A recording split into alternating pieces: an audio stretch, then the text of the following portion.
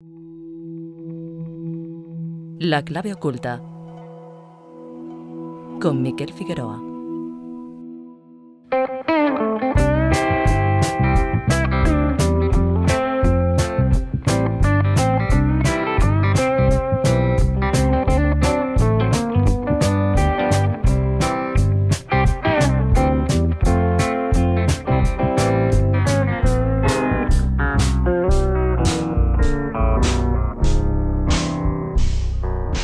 Cuando oscurece en el desierto de Nevada, la gente de la zona mira al cielo en busca de las extrañas luces.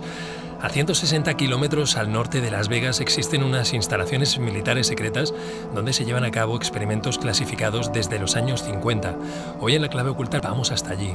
Vamos al Área 51. Y Área 51 es el título del primer libro del escritor y periodista David Benito, un completísimo ensayo publicado por la editorial Palmira. Bienvenido, David. Encantado de estar con vosotros. Un fuerte abrazo. Un abrazo, David. Ante todo, felicitarte por el libro, un ensayo que me ha encantado. Me ha encantado, además, porque te transporta a un lugar donde no sé si es demasiado agradable ir, y la gente lo va a entender porque la primera parte del libro es un emocionante relato pues sobre tus viajes al Área 51. Un relato que nos transporta en un par de viajes en coche por el desierto de Nevada en busca de este lugar que al parecer esconde tantos secretos.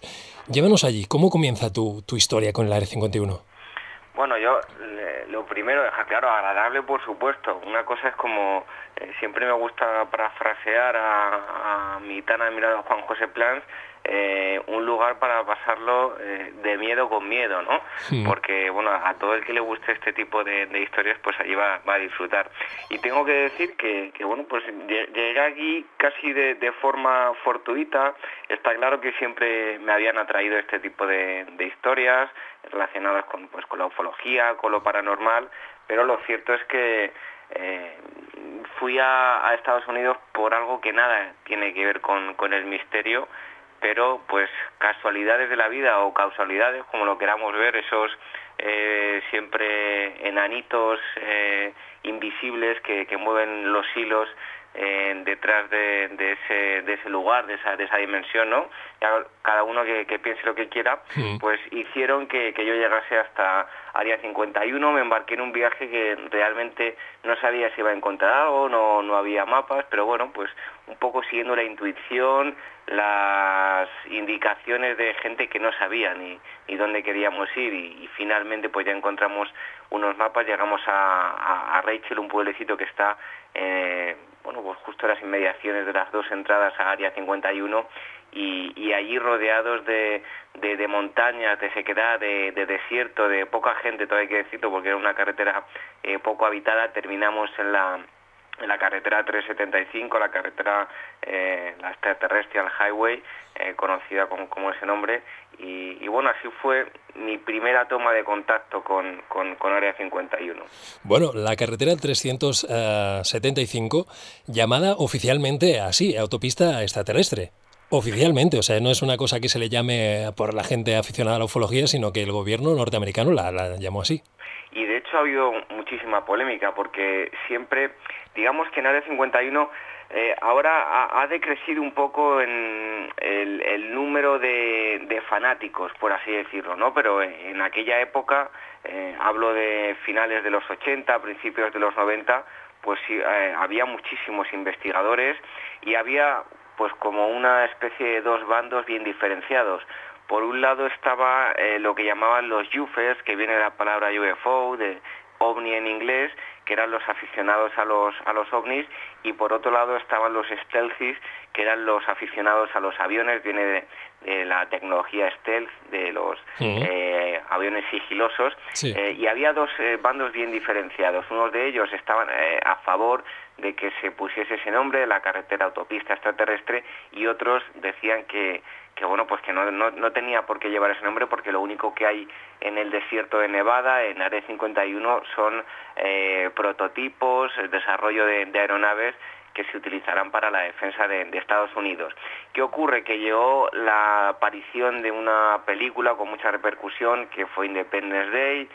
Los productores, los actores acudieron a Rachel, ese pueblecito cerca de Área 51, y a raíz y sobre todo para promocionar la película y de alguna forma para dar un poco más de turismo y de visitantes a esa que era considerada la carretera más inhóspita y menos transitada de todo Estados Unidos, pues se decidió poner la designación de carretera extraterrestre. Incluso hay pues un cartel, uno de ellos tiene un ovni, un platillo volador, otro tiene un avión, un F-117, bueno, pues tenemos ahí las dos versiones ya de la historia.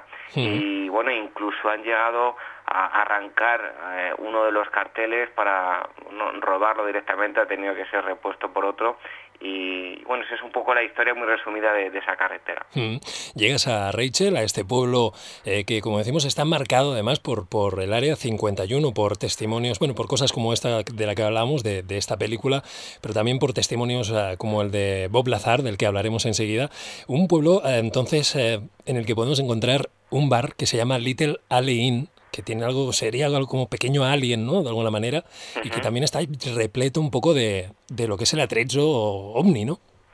Sí, es un pueblo, todo hay que decirlo, venido a menos. Tuvo su gran boom durante como digo, finales de los 80, principios de los 90, incluso algunos investigadores como Glenn Campbell se fueron a vivir allí para recopilar todo tipo de datos en torno a Área 51 y toda la tecnología que allí se testaba.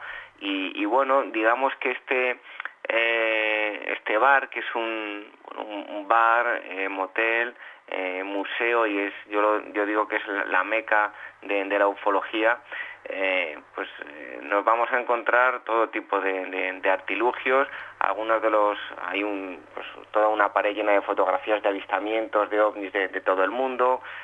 Incluso bueno, pues aparecen ahí todo tipo de souvenirs relacionados con lo extraterrestre, con Área 51, y lo más importante, que ahí vamos a poder hablar con lugareños que nos cuentan historias de lo que ocurre, de lo que ellos llaman la actividad que se produce por aquella zona.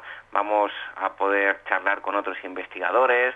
En fin, es el paso previo para ir a conocer las entradas de Área 51, y si se tiene suerte, si uno quiere pues charlar y ser acompañado por uno de los lugareños, como yo tuve la oportunidad, pues ese es el lugar perfecto para entablar conversación y luego conseguir que te acompañen.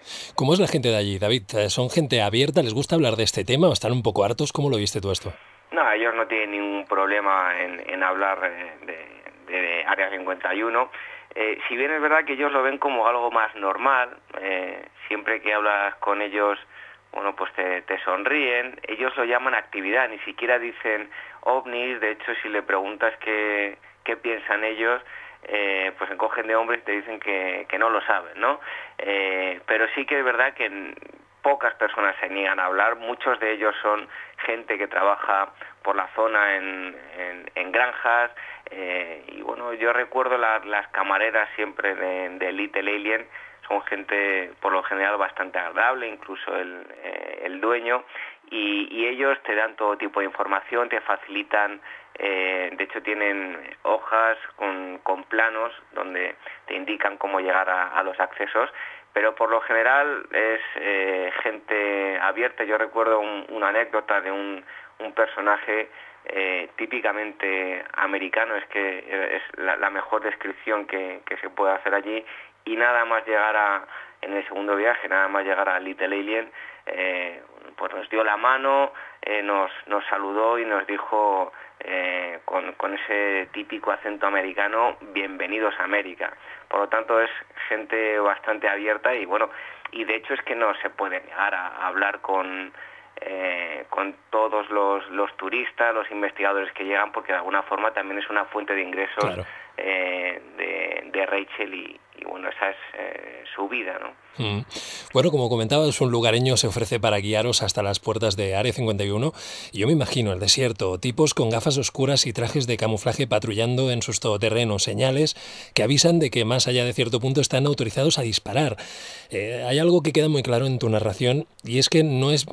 Sí que, bueno, lo comentabas al principio, lo dejabas claro, sí que nos gusta ir a estos sitios, sí que nos gusta acercarnos a estas cosas que nos ponen un poco en tensión, pero no es un lugar bonito para ir a fisgonear. ¿Pasaste miedo, David?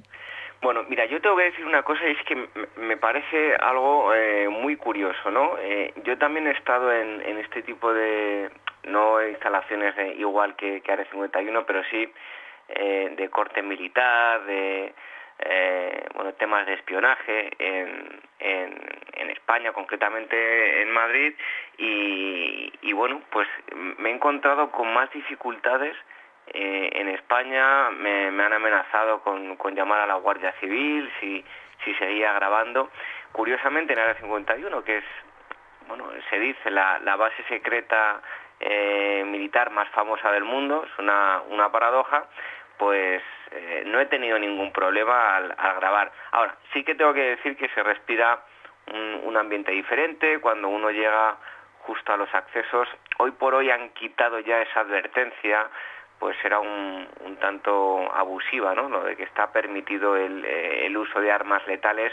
Han tapado ese cartel, han puesto una pegatina encima y lo único que se avisa es que no está permitido el acceso más allá de las barreras y bueno, de alguna forma han bajado ese nivel de advertencia. Pero sí que tengo que decir que en ambos viajes, en uno de ellos, en el primero, recuerdo que íbamos con este hombre, con el lugareño, que nos explicaba las cosas bromeando, ¿no? Pero llegó un momento en que se puso serio. No puedes hacer fotos realmente, porque hay un cartel que te dice que no puedes hacer fotos desde la barrera hacia adentro. Pero ¿qué pasa? Bueno, él nos dijo que si tú no armas líos, si no haces nada extraño, si no haces movimientos que a ellos les parezcan extraños, puedes hacer las fotos que quieras. Pero hubo un momento en el que una pick-up que estaba en el interior de la base salía hacia el lugar donde estábamos nosotros. Hablo de la entrada norte, la conocía también como entrada de atrás.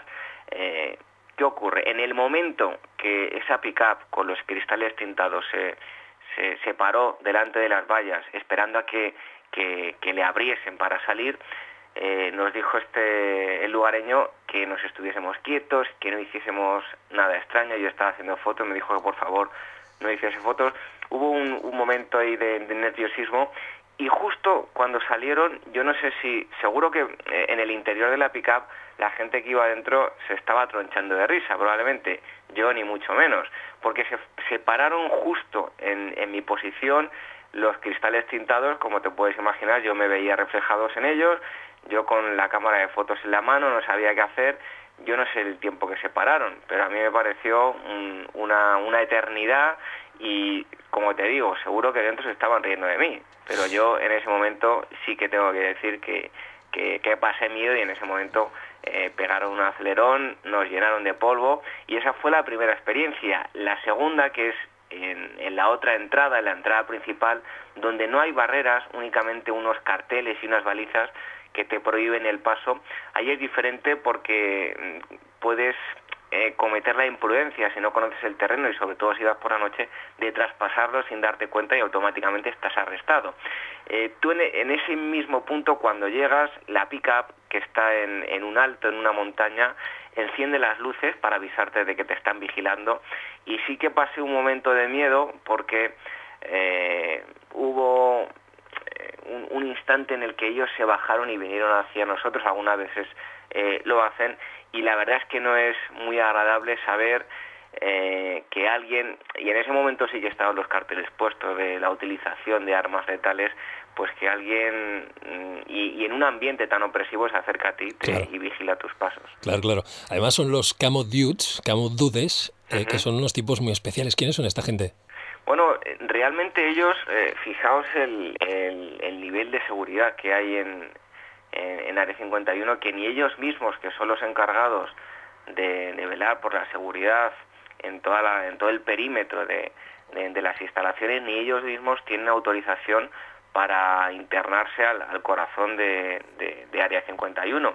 Ellos son unos contratados de una empresa que todo el mundo, aunque ya ha cambiado de nombre, pero todo el mundo conoce como EG&G.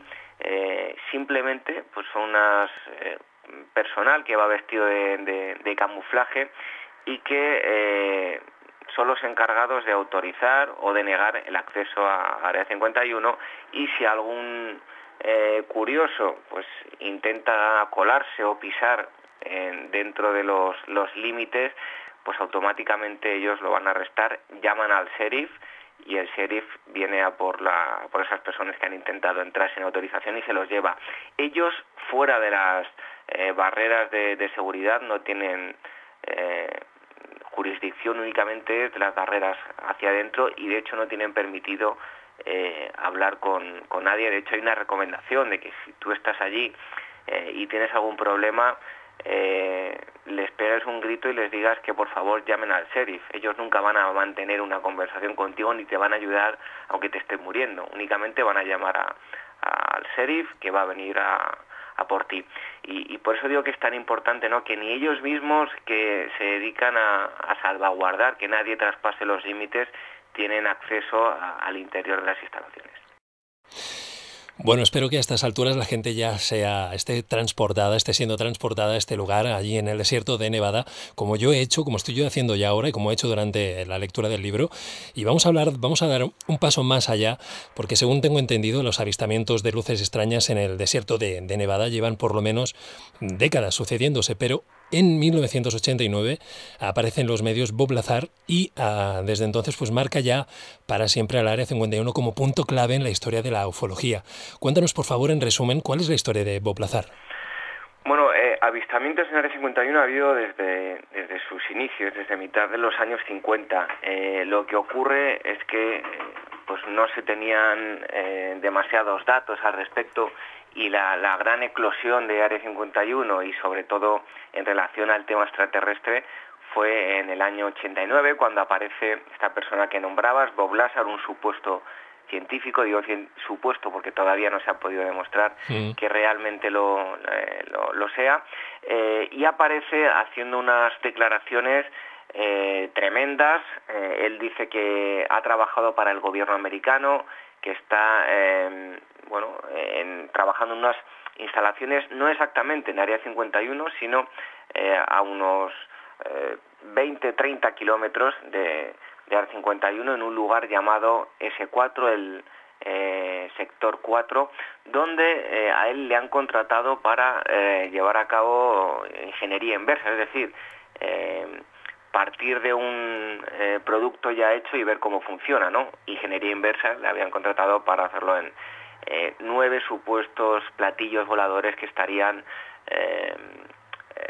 escondidos en esas instalaciones que hoy por hoy no se ha podido demostrar que existan, y que estarían justo al lado del lago Papoose, que está cerca de Groom Lake, que es donde están el corazón de Área 51.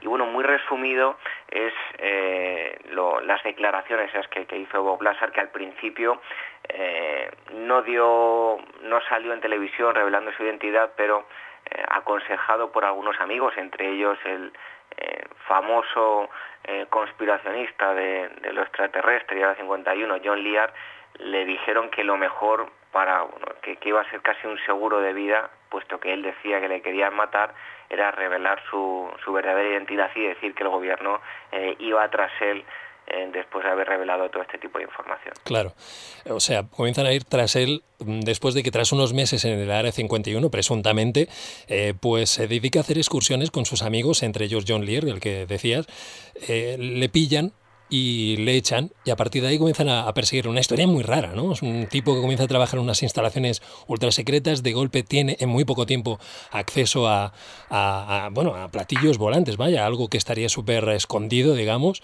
y de golpe Bueno, pues se pone a llevar a sus amigos a ver la actividad que allí se desarrolla por las noches. Una historia que a lo mejor cojea un poco, ¿no?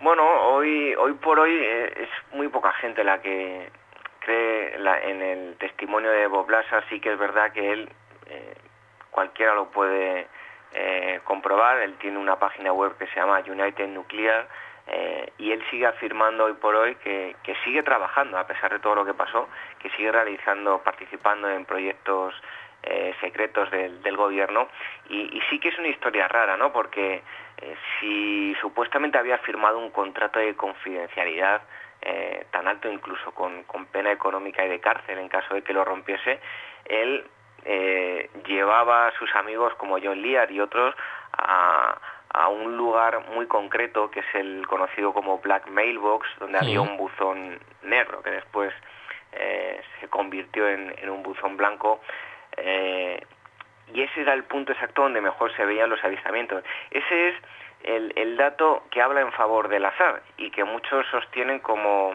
una de las pruebas más importantes, ¿no? Que él sabía, no se sabe si de primera mano o porque alguien se lo decía, el día, la hora y el lugar en el que se iban a poder ver las pruebas de esos supuestos platillos voladores. Efectivamente, no solo cuando él llevaba a sus amigos, sino que en varias ocasiones mandó a la prensa, a otro investigador también que tuvo la oportunidad de hablar con él, con Norio Ayakawa, que incluso estuvo allí viéndolo él mismo. En esa zona, los días que él decía, a la hora que él decía, se producían los mejores avistamientos de Área 51. Para algunos investigadores la historia del Lazar no es, no le encuentran muchas deficiencias, entre otras cosas porque su pasado parece ser que no concuerda con lo que él explica, es decir, sus estudios o su contratación por el gobierno, parece que no tenemos unos registros de todo esto.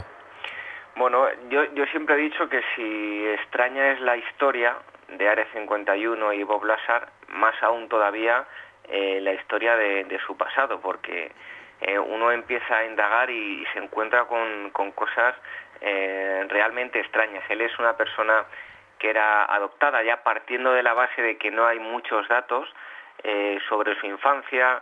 Él decía, ¿no?, que el gobierno había borrado todos sus registros, tanto en institutos, universidad, de ahí que no se le pudiese considerar realmente como científico porque no había documentos que lo demostrasen. Hubo un periodista llamado George Knapp que trabaja en una televisión de Las Vegas, fue él quien sacó a la luz toda esta historia y él fue quien empezó a rebuscar entre todo el historial de Bob Lazar y se encontró con cosas muy extrañas. Él decía que había trabajado en los laboratorios de Los Álamos. George Knapp se encontró con que sí, que había trabajado allí, pero en un cargo bastante inferior, no como científico, sino como una persona al que había contratado una empresa, una contratista, para que le revelasen las fotos. Él tenía una tienda de revelado fotográfico y después, con el paso del tiempo, tras haber hecho las declaraciones, se le acusó de proxeneta. Él, que le pareció muy extraño a la gente, en lugar de luchar por su inocencia, decidió no hacer nada, declararse culpable y pagó su pena con trabajos sociales.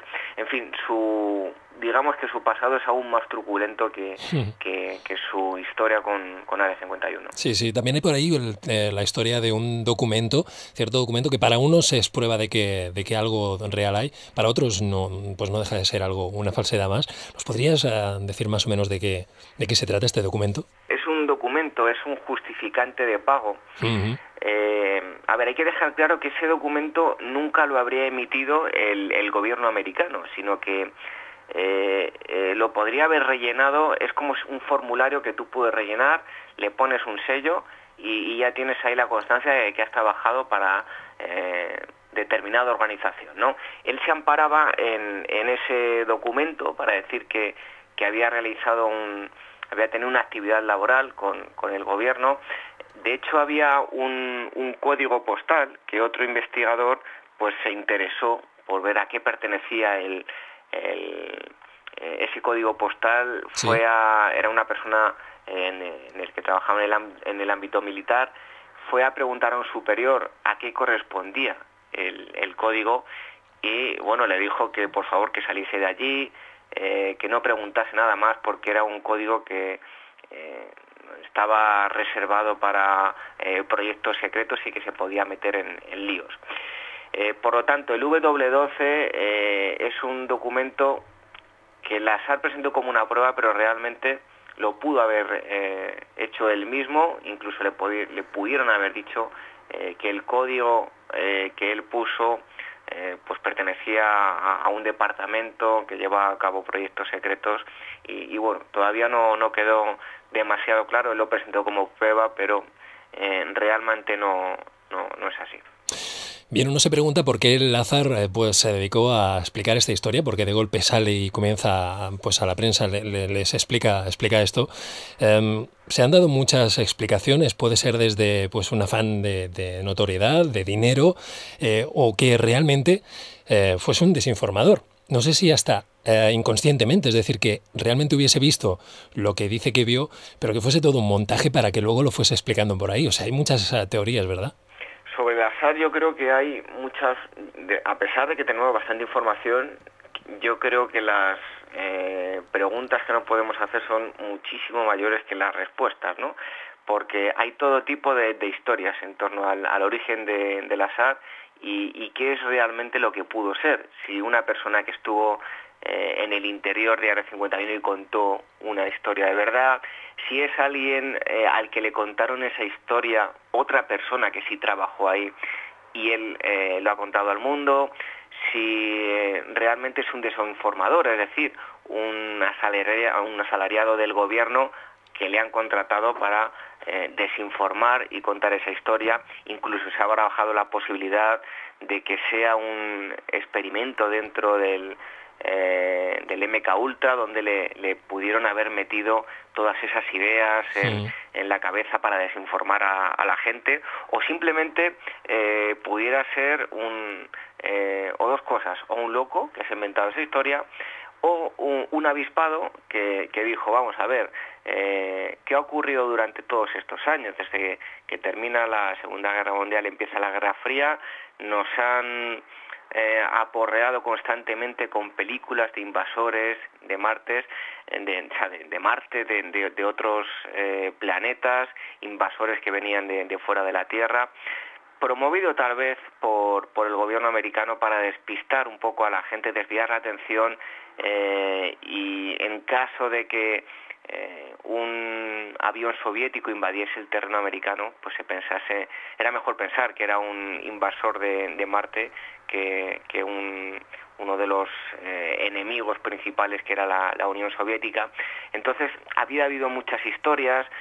Como digo, pudo ser un avispado que dijo, vamos a ver, hay tantas historias de avistamientos, tantas historias de abducciones. Lo que realmente quería el público no era ya conocer más historias, sino tener datos reales.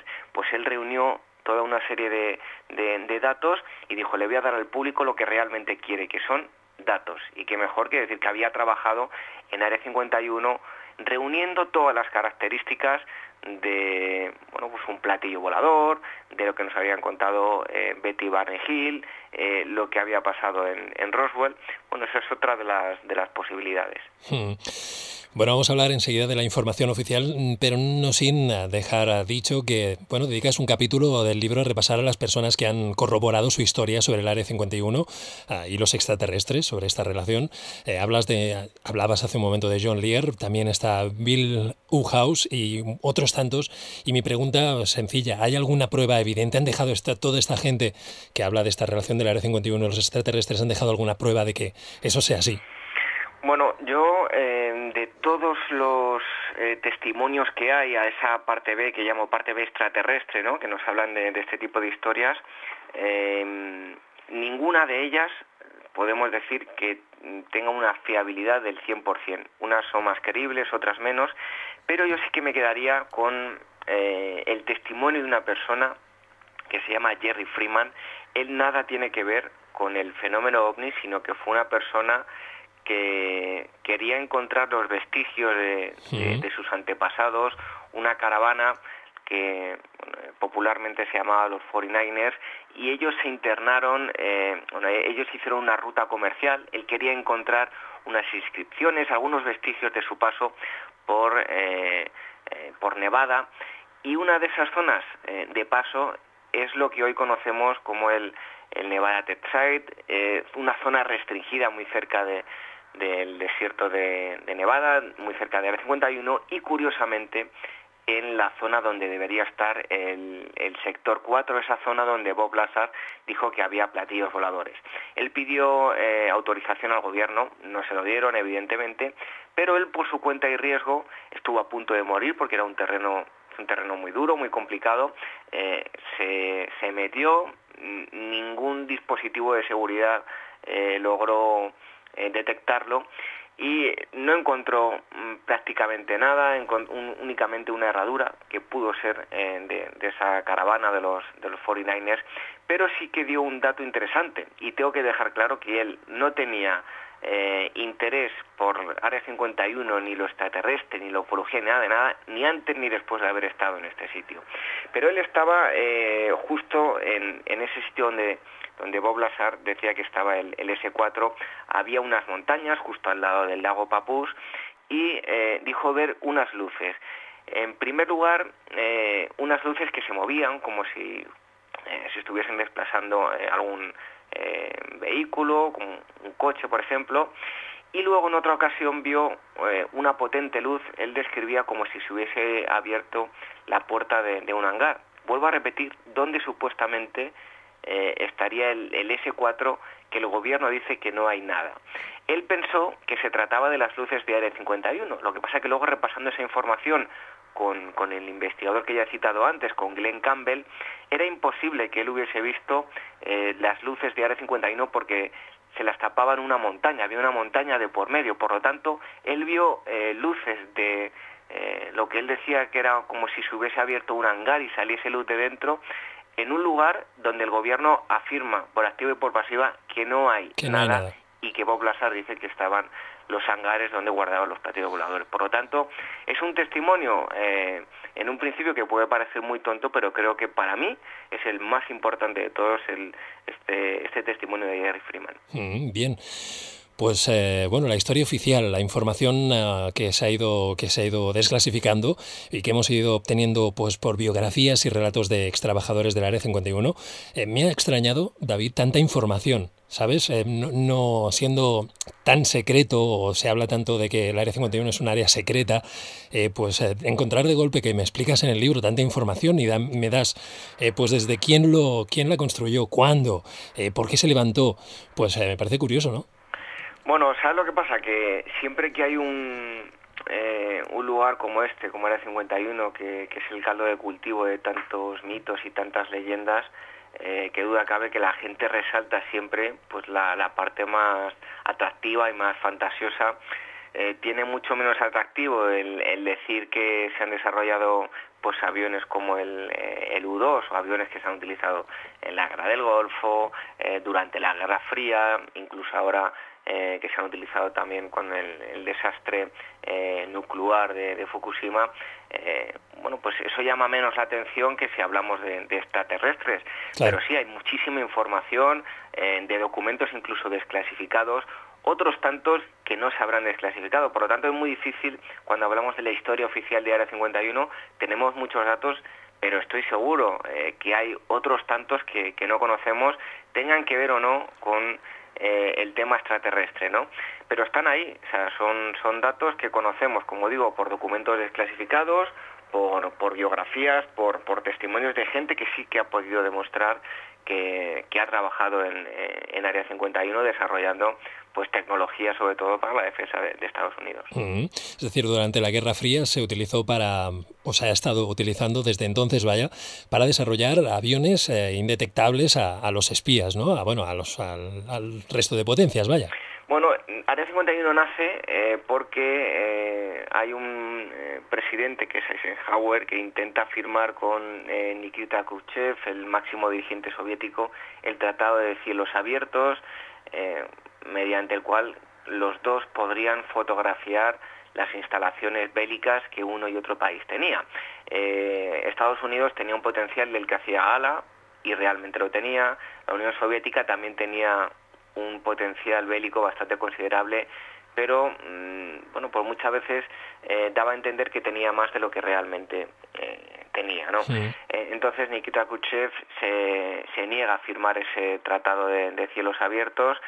Por lo tanto, Estados Unidos tiene la necesidad de conocer si realmente esos órdagos que está mandando la Unión Soviética tienen fundamento, si tienen ese potencial del que presumen. Entonces, puesto que habían fracasado ciertos programas de espionaje con paracaidistas, incluso también que los puso en funcionamiento el gobierno británico, deciden que necesitan saber qué es lo que realmente tiene la Unión Soviética. Para ello necesitan desarrollar un tipo de aeronave que terminaría siendo el avión U-2, y para ello pues necesitan unas instalaciones. Recorren todo Estados Unidos en busca del terreno más adecuado, y después de visitar muchos lugares deciden que bueno, el lugar más adecuado es el lago Groom, ubicado en la mitad del desierto de Nevada. Había sido anteriormente utilizado como campo de pruebas, tuvieron que limpiar la zona, había algunos obuses incrustados en el terreno. ¿Qué ocurre? Que el lago Groom también lo podrían utilizar como pista de aterrizaje, era un lecho de un lago seco de sal. Por lo tanto, ahí es donde se construyen las instalaciones.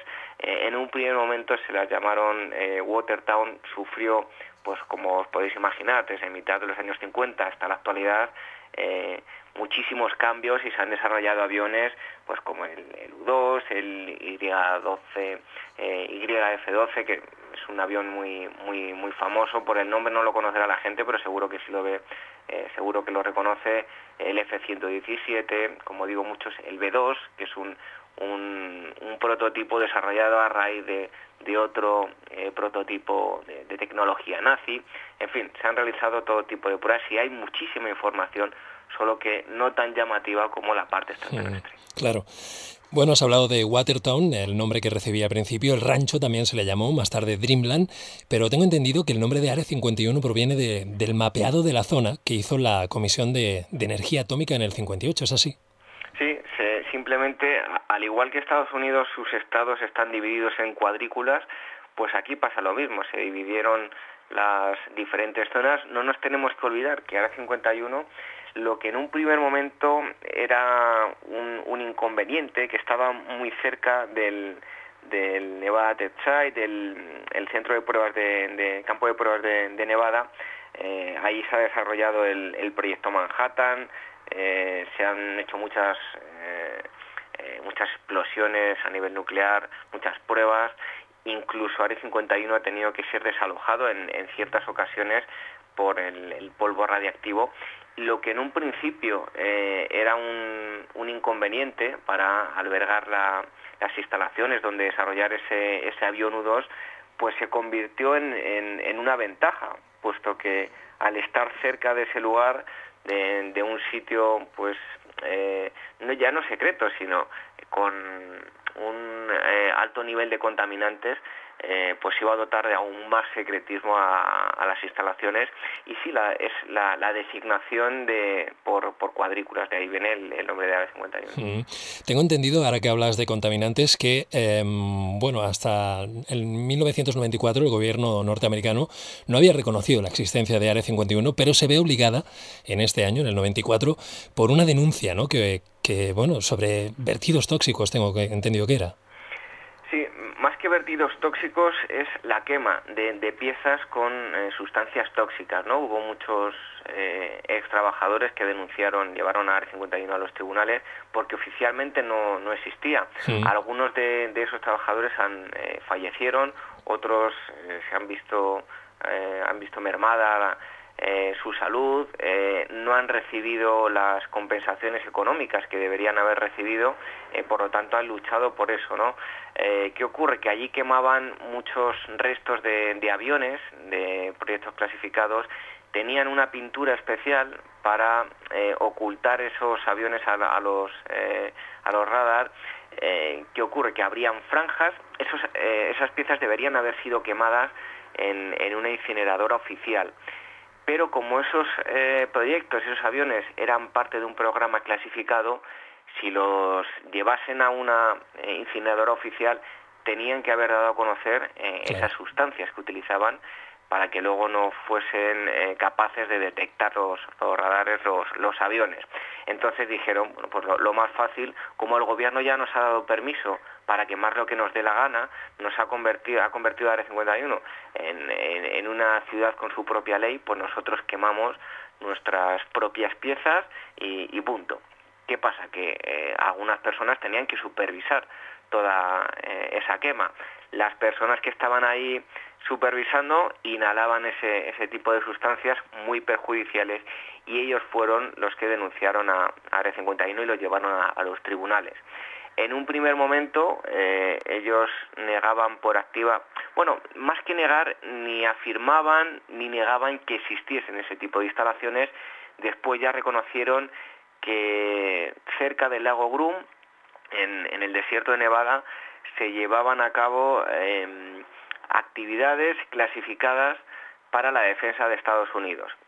Seguían sin darle un nombre a Área 51. ¿Por qué? Porque en el momento que le diesen un nombre oficial, podrían vincular ese nombre con documentos que revelasen que habían hecho quemas ilegales en Área 51. Por lo tanto, si no tenía nombre oficial, no podría existir ningún documento que vinculase con actividades no permitidas. Pues al final Clinton firmó un memorándum que renovaba cada año, donde eximía a Área 51 de tener que dar explicaciones, incluso pues les daba potestad para quemar lo que buenamente quisieran, si hablábamos en cuanto al medio ambiente, en el interior. Por lo tanto, clasificó todo lo que tuviese que ver con Área 51. Muchos de ellos, algunos trabajadores sí recibieron esa compensación económica, pero otros no, porque como no todos trabajaban, realmente no eran trabajadores del gobierno como tal, sino de contratistas del gobierno, unas por parte de la Comisión de Energía Atómica, otras por parte de la defensa de Estados Unidos. ¿Qué ocurre? Que al final unos se pasaban la pelota a otros y algunos de ellos ni llegaron a cobrar esa compensación. Bien, sabemos que el Área 51 sigue hoy en día expandiéndose. ¿Qué instalaciones o elementos conocemos de Área 51? Porque además es fácil, si más no, en parte conocerlo, porque tenemos Google Earth. Es decir, es tan fácil como ir a Google Earth y buscar Área 51 y ya lo tenemos, ¿no? ¿Me decías, perdón, que no te he escuchado bien? Sí, te preguntaba sobre los elementos, sobre las instalaciones que podemos encontrar allí en Área 51. Bueno, pues son lo que conocemos, son las instalaciones que cualquier instalación militar o cualquier instalación donde se realicen pruebas pueda tener. Hay un cementerio donde se llevan piezas que ya no se utilizan, hangares de unas dimensiones tremendas, hay una zona recreativa, incluso se hizo un lago para la gente que trabajaba allí, hay un bar, un supermercado, un economato. Bueno, las instalaciones que cualquier lugar militar podría tener. Eso sí, destacando una pista de aterrizaje que ni la NASA necesita para sus vehículos, ¿no? Pero lo importante y lo interesante es lo que no conocemos. Todo el mundo dice que ha trabajado ahí, dice que lo único que hay es lo que vemos a través de Google Earth, pero a mí de verdad me cuesta, y después de haber hablado con gente que ha trabajado para la inteligencia en España y me lo ha confirmado, resulta un poco irrisorio si Área 51 hace gala de ser unas instalaciones donde se llevan a cabo investigaciones secretas, proyectos clasificados que nos desvelen todo lo que tiene, ¿no? Por lo tanto, lo interesante es lo que deben tener bajo tierra. Seguro que es mucho mayor de lo que dicen que no tienen absolutamente nada, pero seguro que tienen un grandísimo número de instalaciones donde no sé si tendrán tecnología o no de fuera de la Tierra, pero desde luego hay instalaciones. Algunos se aventuran a decir que conectan incluso todo Estados Unidos, particularmente que hay un túnel que une Las Vegas con Área 51 y por el que se transportan a través de un tren de alta velocidad. Ni más ni menos. Madre mía, bueno, vamos acabando, David. Te quería preguntar sobre una percepción personal. ¿Te has sentido vigilado mientras has estado preparando este trabajo? A lo mejor me estoy flipando yo un poco, pero no sé, ¿te ha pasado algo inquietante, extraño? ¿Has notado en algún momento que estaba rebasando a lo mejor algún límite? Bueno, si te dijese que sí, mucha gente va a pensar que, bueno, le quiere dar más romanticismo, ¿no? Al libro le quiere dar más historia de lo que realmente tiene, ¿no? Pero sí que me he sentido en cierta forma vigilado, y no por haber tocado un tema relacionado con la ufología, con conspiraciones extraterrestres, bueno, sí con conspiración, porque sí que es verdad que cuando contacté con una persona que había denunciado, por los motivos que he explicado antes, a Área 51 y la había llevado a los tribunales, pues sí que tuve algún problemilla. Yo cuando hablaba con él, él me dijo que no desvelase su nombre, en el libro aparece con seudónimo, y de hecho yo le mandé varios correos electrónicos para pedirle poder hacerle una entrevista y preguntarle cosas acerca de su trabajo en el interior de Área 51, y curiosamente pues el correo se volvía loco esos días, ¿no?